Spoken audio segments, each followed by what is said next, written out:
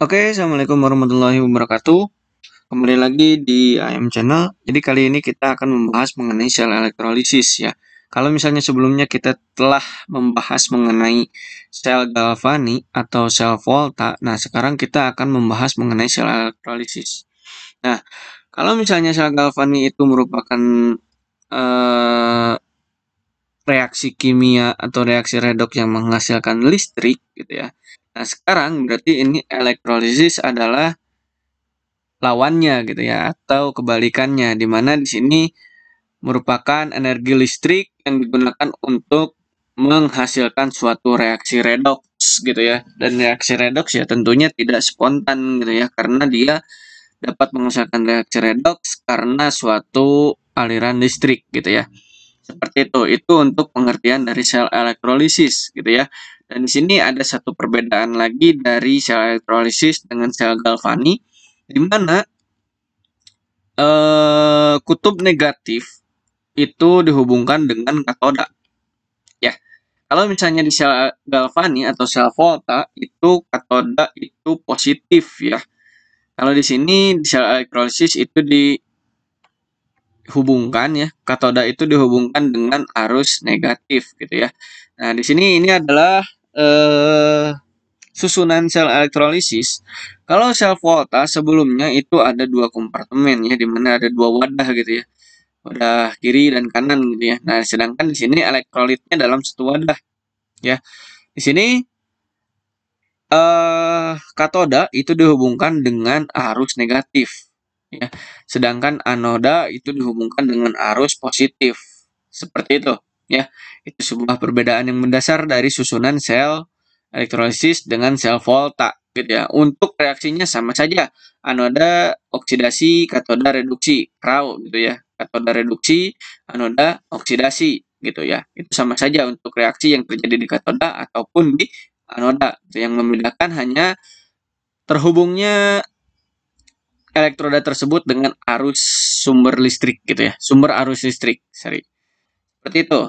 Kemudian di sini ada sebuah ketentuan reaksi dalam sel elektrolisis. Perlu diketahui bahwasanya di sini ada elektroda itu terdiri dari anoda dan katoda gitu ya. Dan di sini ada dua macam ya. Ada dua macam yaitu inert. Inert itu adalah elektroda yang sukar, susah bereaksi gitu ya. Susah bereaksi dan non inert itu adalah yang mudah bereaksi gitu ya. Seperti itu. Dan yang inert ini meliputi karbon gitu ya. Karbon, emas, platina gitu ya. Seperti itu. Jadi di sini elektroda inert itu tidak akan ikut teroksidasi di anoda itu gitu ya. Seperti itu. Kemudian di sini elektrolit yang digunakan tentu yang dapat menghantarkan arus listrik. Dan di sini ada ketentuan reaksi dalam sel elektrolisis. Di sini ada ketentuan yang pertama adalah reaksi reduksi di katoda. Bagaimana sih reaksi reduksi di katoda? Di sini H+ dari asam akan direduksi menjadi H2 gitu ya. Seperti itu. Ini tidak tergantung dari jenis elektrodanya. Kemudian di sini kation dari larutan yang mengandung ion golongan 1A, 2A, 3A gitu kan. Nah, itu akan dalam bentuk larutan tidak mengalami reduksi. Ya, perlu diingat. Jadi kalau misalnya ada 1A, 2A, 3A gitu ya, dan Mn2+, itu yang akan mengalami reduksi bukan ion golongan tersebut, melainkan H2O yang akan tereduksi. Ya, perlu diingat nih. Seperti itu ya. Maka reaksi yang terjadi reduksi adalah seperti ini. Kemudian, kation dari lelehan garam 1A, 2A, 3A terjadi reaksi reduksi kation garam tersebut.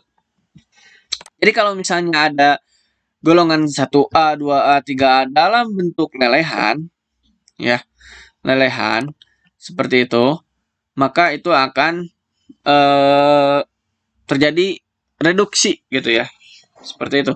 Kemudian di sini kalau misalnya kation dari garam selain dari golongan 1A, 2A, 3A, dan Mn2+, terjadi reaksi kation tersebut. Nah, jadi kan tadi disebutkan bahwasannya kalau misalnya kation dari larutan itu mengandung ion dari golongan 1A, 2A, 3A, dan Mn2+, yang akan tereduksi adalah H2O. Berarti selain dari 1A, 2A, 3A, dan Mn2+, yang akan mengalami reduksi adalah di golongan 1A, 2A, 3A tersebut. Seperti itu ya, bisa dipahami. Kemudian di sini ada reaksi oksidasi di anoda. Nah, reaksi yang terjadi tergantung dari jenis elektrodanya. Apakah yang inert atau non-inert gitu ya. Di sini ada anoda dari logam aktif, terjadi oksidasi logam tersebut. Kemudian di sini ada anoda dari bahan inert ya. C, AU atau PT. C itu karbon, AU itu emas, PT itu platina gitu ya. Kemudian di sini jika anion dari garam tersebut adalah jika anion dari larutan adalah garam halida, maka terjadi oksidasi anion tersebut. Seperti itu ya. Bisa dicari tahu garam halida itu apa saja. Seperti itu. Kemudian di sini, jika anion beroksigen, jika anion beroksigen ada O-nya pokoknya ya. SO42-, kemudian NO3-, CO32-, PO43-, maka reaksi oksidasinya itu adalah air. Ya, kalau misalnya ada O-nya pokoknya ya, yang teroksidasi itu pasti air. Seperti itu ya. Kemudian jika anion dari basa, cirinya basa itu pasti mengandung OH-. Maka yang akan teroksidasi adalah ion OH- tersebut. Seperti itu ya. Tolong diingat dan dicatat gitu ya. Ini beberapa ketentuan dari reaksi yang terjadi di setiap elektroda, maupun itu reduksi di katoda ataupun di oksidasi di anoda. Seperti itu ya. Oke. Jadi dapat disimpulkan bahwasannya di sini susunan sel elektrolisis atau ya sel elektrolisis ini ada 3 ya, sama saja, mulai sumber halus, elektroda, dan elektrolit. Kemudian ketentuan reaksinya sama saja seperti tadi. Oke, terima kasih yang sudah menonton. Jangan lupa subscribe dan like videonya. Kalau misalnya tidak suka silahkan share, barangkali ada yang suka. Yang jelas jangan lupa untuk di-subscribe. Sampai ketemu di video selanjutnya. Insya Allah kalau misalnya ada kesempatan kita akan membahas mengenai hukum Faraday untuk kelas 12, lanjutan dari sel elektrolisis. Oke, terima kasih. Assalamualaikum warahmatullahi wabarakatuh.